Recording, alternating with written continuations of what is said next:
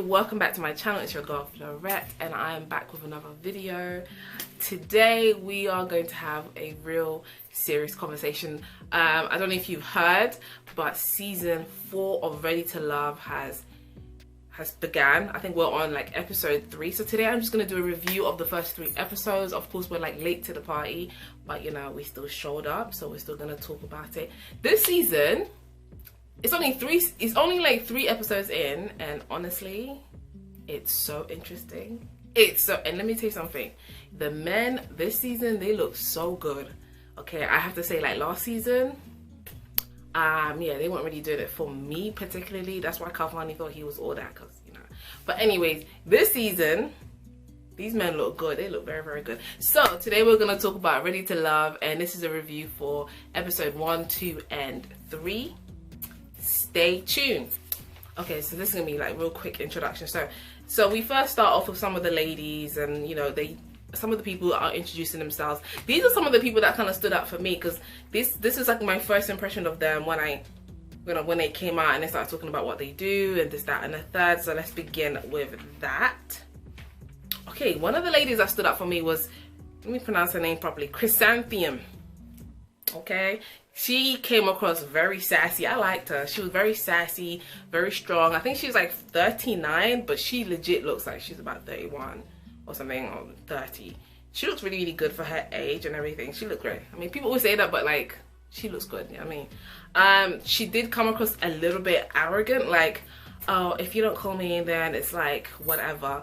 I was like, sis, you're a flight attendant, okay? If they call you and you're in the air, how are you gonna pick up? Anyways, I did think she was a little bit arrogant. It was almost like it's really unnecessary.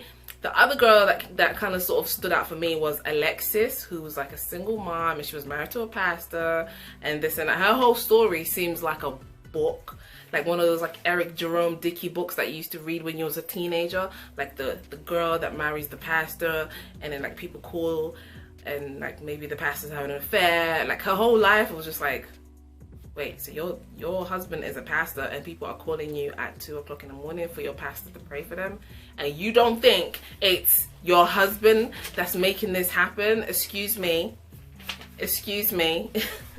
I don't understand that bit, but I did like her though. I did like her energy and everything else. Who else? Okay, so this is in no order. Okay, this is men and women. Another guy that really kind of came, you know, kind of stood out for me, his personality, he seemed really, really nice, was Jason. He did come across super, super nice. This is the first episode we're talking about. So he did come across like super nice and everything, but his energy for me, no offense, it did come across a little bit beta male.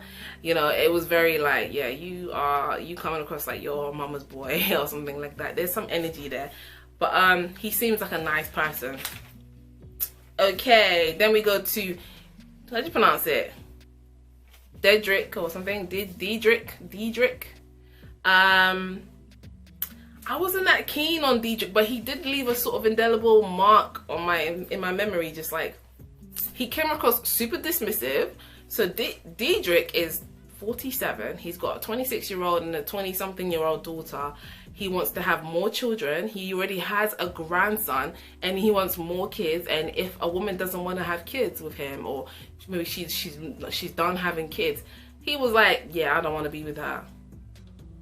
I was like, excuse me, hold on, you've got a grandkid already. Why are you still trying? Why are you having kids at the same time your children are having kids? So, I'm sorry, maybe it's just me, but I thought that was really weird. It was like, so your grandson is gonna be older than the kids you're gonna have after these two. Anyway, I don't know. I didn't really like him. Okay, I didn't like him, chef. And also like his mentality, to me, my impression of him was like, he comes across like a young guy. You know what I mean? Like, you're 47, not 27, but he had this like young boy mentality, and it wasn't attractive. Another person that kind of stood out for me, but not in a positive way, more in a negative way, was probably Andrea. She was so boring. Oh my gosh, she's such a pretty girl. Like, she's so pretty, you know. She's so like dainty and girly and everything, but like, sis, you cannot be this boring in life. Like, you're a flight attendant. You travel the world. What's wrong with you? Like, you should have stories. You should have so many life experiences. You should have like so many things. But it's like she just came across super boring. And I was like, you're too pretty to be boring, sis. Okay, it was just I didn't like her. AJ, he stood out for the obvious reasons. Obviously, he's like tall, dark skin with a beard. I mean, I'm not gonna lie, I'm trying right now. But like, tall, dark skin and a beard. I mean, the Lord took his time that day. That's what I'm gonna say about AJ. Okay. Troy. I don't know what it is about Troy, but I feel like I've seen his face before. I don't know if he's been on another show, but like, I've seen him before. His face seems very familiar to me. Troy came across super confident, really into himself and whatnot. But Troy, to me, he's that guy that's super confident, but his confidence, it's not an inner confidence. It's a confidence because he has acquired many things. It's a confidence of like, oh, I've traveled the world, I've got money, I can take you to Aruba, and it's that sort of confidence. It's not a confidence in like, I'm a good person, I'm generous, I'm kind, I'm loving. His confidence is based on materialistic things, so it's not real confidence, so you could just see it. Okay, he's that typical sort of like, even though he's not an investment banker, but you get that with those like investment banker guys and whatnot. They have like these high flying jobs and they make all this money, and their money gives them sort of like credibility, you know, so they rely solely on their money. It's like a woman who relies solely on her looks and doesn't actually work on her personality and her character. So when you come across her, she's so beautiful, but she's so dead inside. You know what I mean? It's like him. It's like he comes across like he's very successful, but like inside he's probably super like just dead, just absolutely dead. And there was like a phoniness to him as well. There's some phony confidence. It's like, if you're doing too much, it's because you're faking it, okay? Because if it's natural, you won't have to try so hard. You feel me? Anyways. And then there was Ida. She kind of stood out to me because, no offense to Ida, okay? But to me, Ida came across like she has like a mental illness. Like, there was something about her. Like, with the minute, like with the way she was talking and the way she even presented herself and everything, maybe not even a mental illness, but like she comes across as somebody who needs counseling. Like, she needs a therapist, she needs counseling. And when she talked about her mom being a teenage mom and sort of teaching her to be like this independent woman who doesn't need a man, and I'm like, all of that stuff.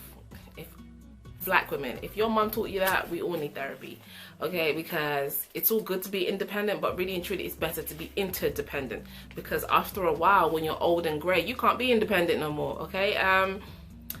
I don't know, she came across super weird to me. Like, there was some just like sis, you need therapy, okay? With all respect, okay? Respectfully said, she needs therapy, okay? Okay, so the next person, I really like this lady actually. I thought she was so funny, and I thought she came across like really super cool, was Tressa. I think that's how you pronounce her name. Tressa. Tressa was like cool and funny. She did give off like homegirl vibe and, you know, and all that kind of stuff, which is great. And I think everybody kept saying she gives off homegirl vibe. Like, Tressa comes across like to somebody like you love to go to her house to have dinner and go out for drinks with her, chill out with her, you know. You'd always invite her to things, always, because, you know, she's gonna be a vibe. She's just like, she comes across, she's got good energy. The only thing I didn't like about Tressa, I didn't like that purple wig. I'm gonna be frank with you, that wig is just disgusting, sis. Stop it, okay? Out here looking like a damn clown. I'm not trying to be rude, but stop it, sis. And I think she's a beautiful woman, but I was looking at that wig, I was like, no. That big purple wig, no, sis. How do you even accessorize with a purple wig? Like, would you match your dress or your shoes to your purple wig? Like, it doesn't, I didn't like that wig. Every time she was on the scene and I kept looking at that wig, I was like, what the hell is on her head? Stop it. And the fact that she's a comedian and she's got that wig on her head, I just felt like, you're looking clowny, like, and you don't need to do that because you are super cool. Like, your energy's excellent. So yeah, I didn't like her wig, but I actually do like Tressa. I think she's cool.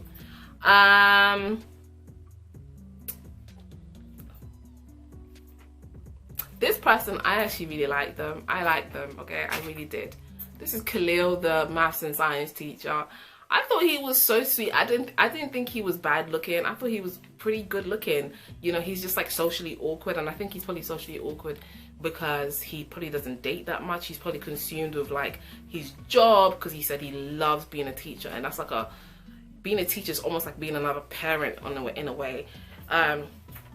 So yeah, I actually liked Khalil. I thought his energy was like super calm. Like, he's the type of guy that just wouldn't give you drama, you know. Like, I feel like you would never have drama with Khalil. Like, he's just like hella chilled. I thought he was cool, you know. And he's a maths and science teacher.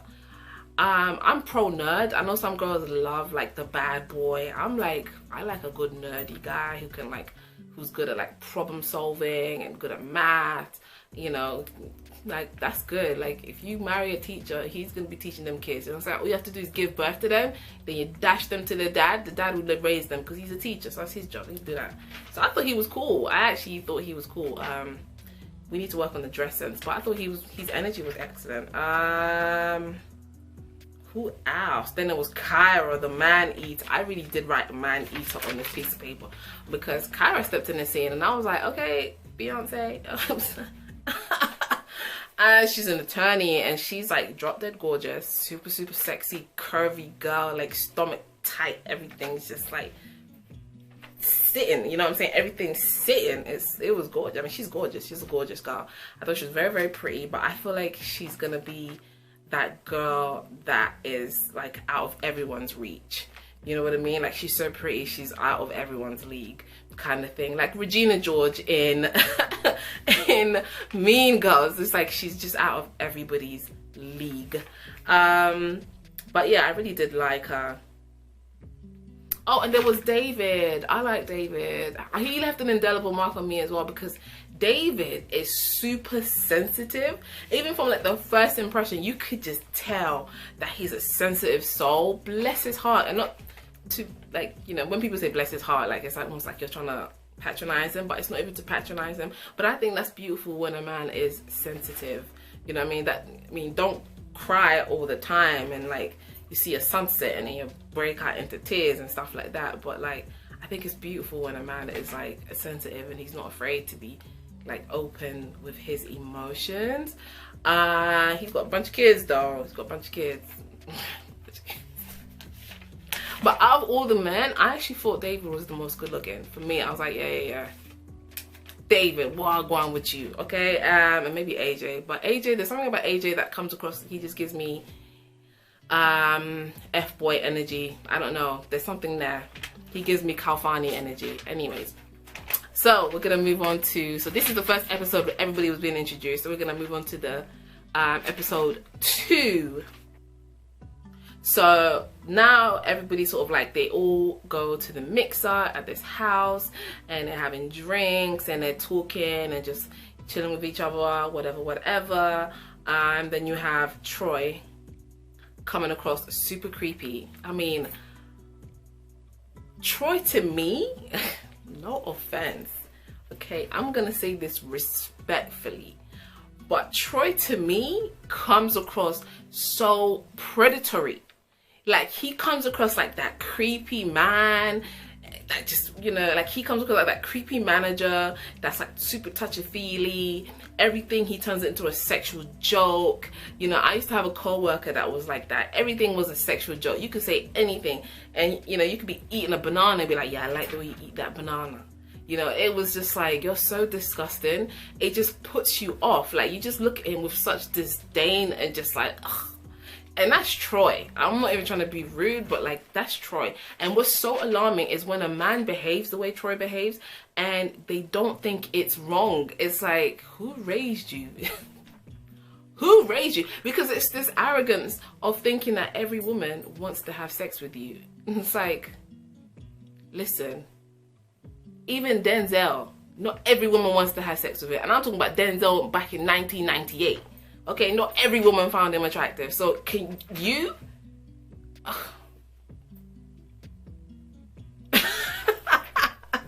So yeah, and then also, I felt like these two people had similar energy. And I'm not into energy, but like, you know what I mean, like similar sort of vibe. And that was Chrysanthemum, because like Chrysanthemum was like super arrogant as well. Like in this episode she was like, you know, yeah, my mama went to Italy and she wanted to bring some pretty back and all that kind of stuff. I didn't understand that comment. It's like, what are you trying to say? What does that mean? She went to Italy to bring some pretty back? What? Oh, okay. And her arrogance was really like on a level of 100. But really when you look at it, Chrysanthemum, every time she sort of stood out for me, it was because she was being arrogant. Not because she was being nice or sweet or interesting, intellectual. It was like, it's because you're being such an asshole right now. That's why I've noticed you. She gives off that a-hole energy the same that Troy does. It's the same sort of like, you think way too much of yourself, sis. Okay. Then we had Khalil. Nobody seemed to like really vibe with Khalil because he came across super socially awkward. I honestly just think he doesn't date. I think he's so consumed with his job. Like he like he said, he loves his job. People who tend to love their job, they keep focused. They don't ever get up and look around. It's like they're so focused on their job, you know. And I think that's what Khalil is. But it was so funny because it's like he went to the mixer literally dressed like a teacher. Like if he didn't tell you he was a teacher, you would have guessed he was a teacher because he's dressed like one. Okay, like legit, that blazer, it's a silvery shiny blazer with a yellowy shirt and a blue tie or whatever, and like these weird blue sort of like pants. I don't even know, like chinos. It's like, where are you going? Like parent teacher night? What are you doing?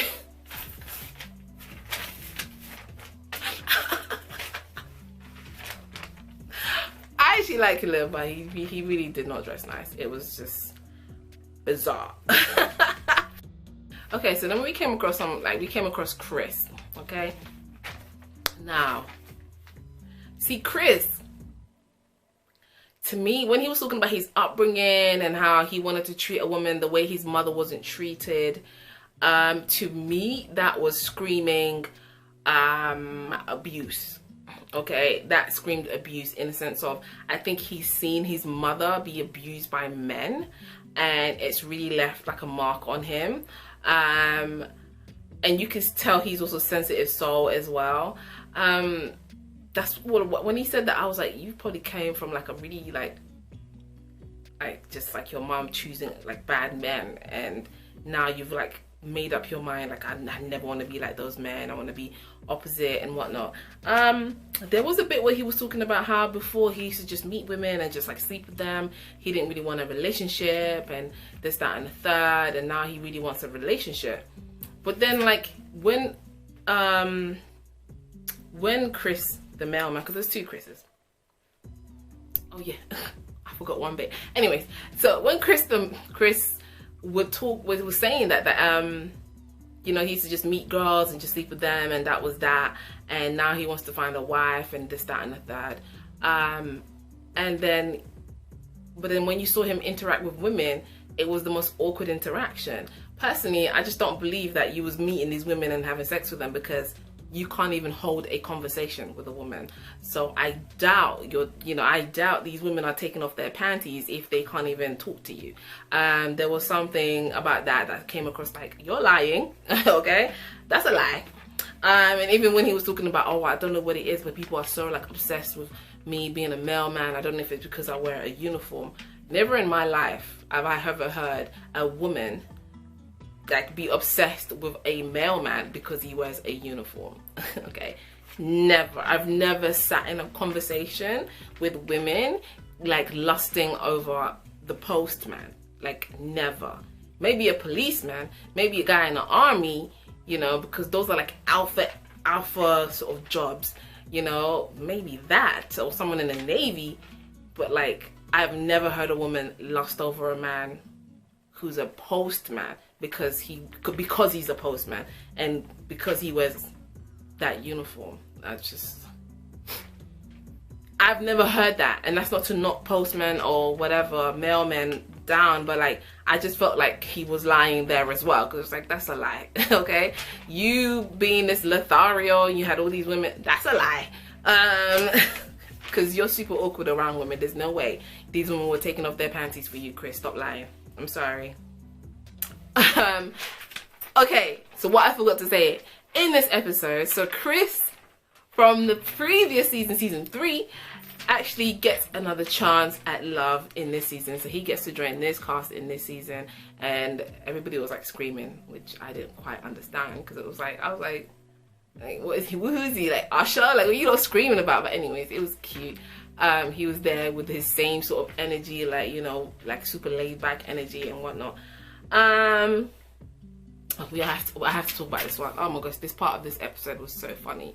So we have Andrea, who is also a flight attendant, and I think she's very, very pretty. So she's sitting there and she's talking to, I don't know who she's talking to again. She's talking about her cat, like her actual cat, like the animal. And I could not believe that this woman is talking about her cat on a date, basically, or kind of like a meetup. Like, this is your time to set your like first impressions. You need to be like sexy, sensual, mysterious, well-traveled flight attendant, and you're over here talking about, oh, my mother looks after my cat and then it went missing and my cat, and I was like, what the hell?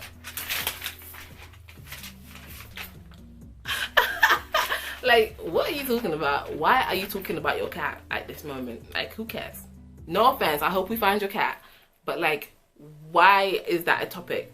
Listen, I feel like Andrea does not have people skills, even though she's a flight attendant, because she also says she hasn't dated in like since like 2004.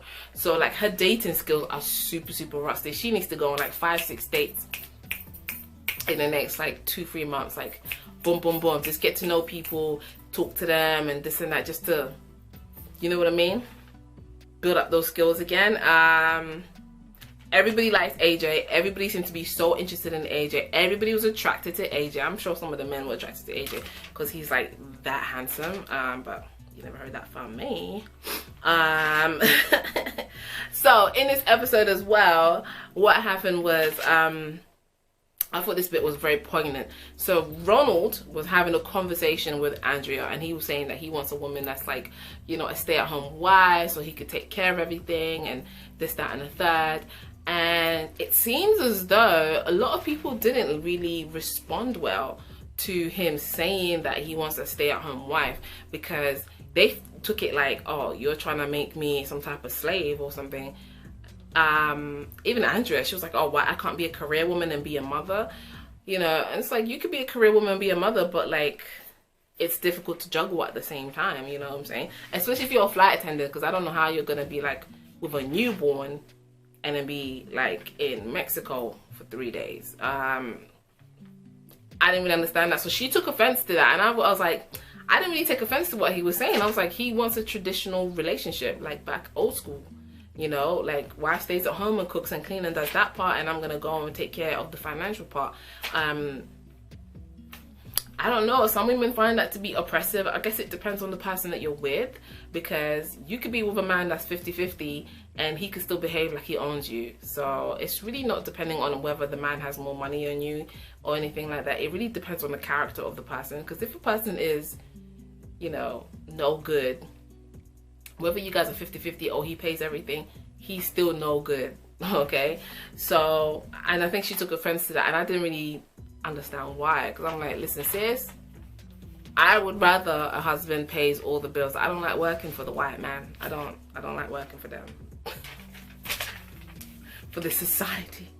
And of course, Troy just kept on creeping because he's such a weirdo. So in that episode, we had the first elimination, which was Khalil. It was so obvious that Khalil was going to get voted off from the jump. Like, even from the introduction episode, I was like, you're not going to make it to the end. Like, you'd be lucky if you make it to episode 3. Because he just looked like he just lacked people skills. And the people that thrive on these shows are people that have like people skills. They know how to hold a conversation, they're funny, they're witty, they're, you know, a little bit sensual, a little bit sexual, a little, you know, look, this and that. And Khalil's none of those things. He's just a nerdy guy, and there's nothing wrong with that. But in this environment, that just doesn't work. Bless Khalil though. bless him. And as the episode progresses, what's his name? Chris the mailman also gets voted off, which I also saw that coming, because like you and Khalil are very awkward. There's no way you guys are gonna progress, because then people are not gonna click with you guys the way they're gonna click with like Diedrich and AJ and David, and all these people are like really super, like they get on with people pretty easily, and then those two were just a little bit awkward, which was kind of sad.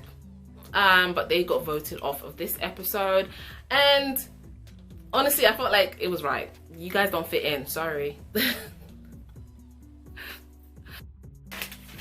So episode 2, just before the end of episode 2, they have to vote out a lady from the mixer and at this brunch and whatnot, and the person that gets voted out is Ida. She gets voted out because they saying, you know, she talks too much and this, that and the third.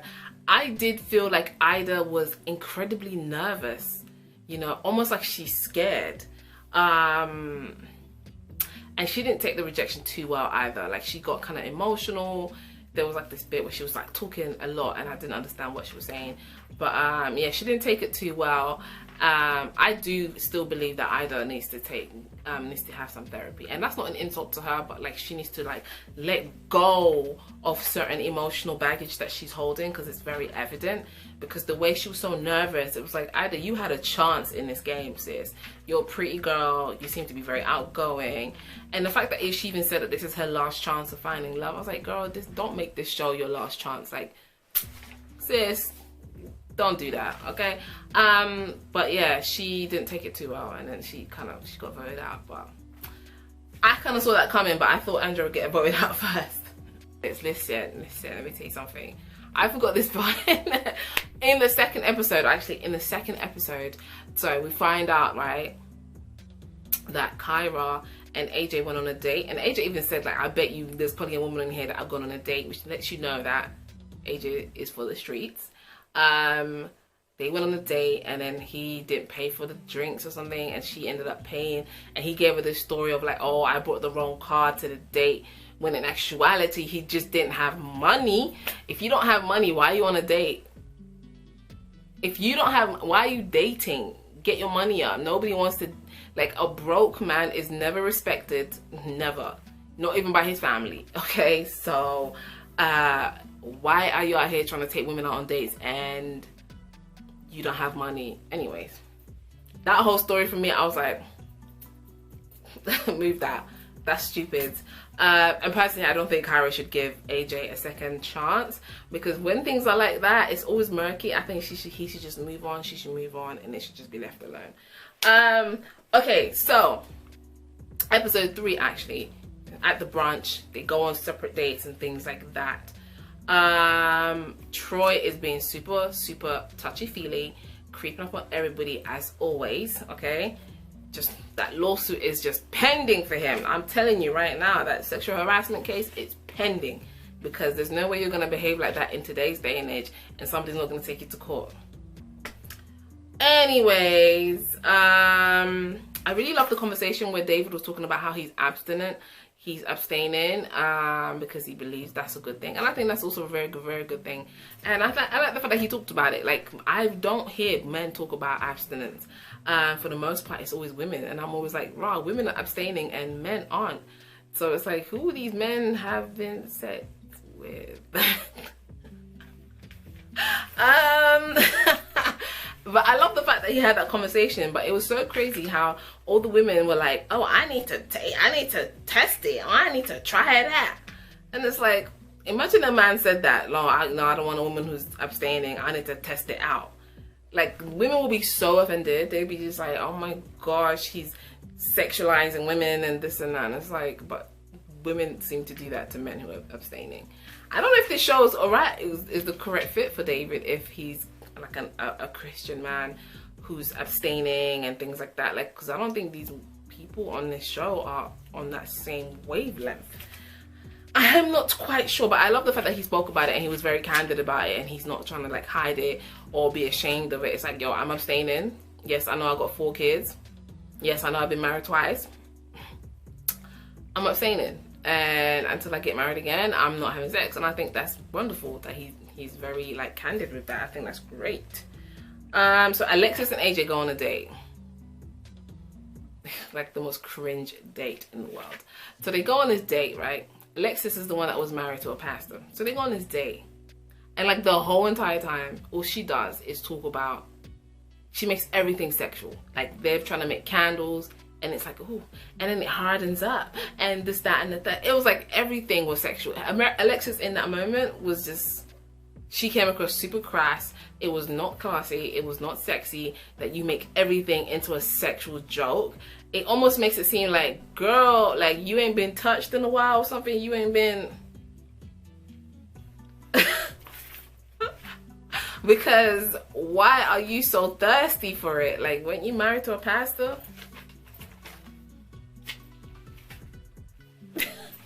Were you married to a pastor? But anyways, so yeah, that whole date was just super cringy, and it was putting AJ off. He was so put off by her behavior and what she was doing. It was actually, it's such a... I love watching this because it's like, I wonder if I come across like that. Jason and Kyra go on a date as well. Let me tell you something. This date as well, this was also a very cringe date because Jason really likes Kyra. He likes her. But Kyra likes Jason, like, eh. But Jason's like, yo, I would date her. Like, he probably would marry her. And she's kind of like, eh. Like, when she described him as, like, cute and innocent. Listen, if a woman describes you as cute and innocent, and this is not, like, a woman that you're with, like, this is not your lady, and she thinks you're cute, she's not attracted to you sexually, okay? She's not. You're in that friend zone, okay? You're firmly locked in that friend zone. I'll be very surprised if they develop anything more, because there's no way she's describing you as cute. Like, you're a grown-ass 36-year-old man, and she said, you're cute. Okay, so this is like near the end anyways. So like there's this paint date that they kind of go on in the episode as well. And Troy, I'm telling you, like, oh, he's so, ugh. He's over there flirting with Andrea, and she looks like the kind of naive woman that would easily be taken advantage of by a man like Troy. He's like there flirting with her, and I think even at one point he was like touching her bra. She was like, oh, you're on my bra. I'm like, that's, like,